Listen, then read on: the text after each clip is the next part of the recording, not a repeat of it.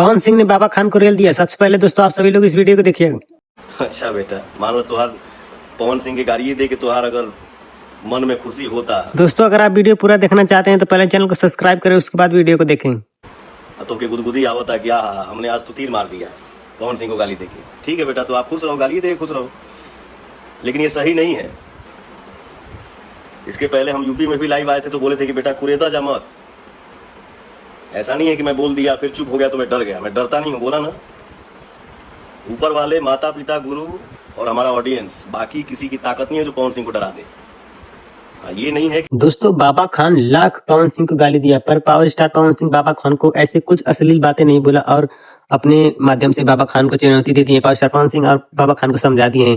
पवन सिंह का कहना है कि बाबा खान पागल है और पागल के मुंह नहीं लगना चाहिए। दोस्तों पवन सिंह का कहना है कि बाबा खान कुत्ता है, हरदम कुत्ते की तरह भौंकता रहता है। कभी दूसरे के टाटू से वीडियो बनाता है, दूसरे को भौंकता है। अब मेरे ऊपर वीडियो बना रहा है, मेरे को भौंक रहा है। तो जिस दिन मुझे मिल जाएगा तो मैं तो सबक सिखा ही दूंगा। आप लोग जानते ही हैं मुझे। दोस्तों आज का यही था छोटा सा अपडेट। आप लोगों को कैसा लगा वीडियो में कमेंट करके जरूर बताइएगा।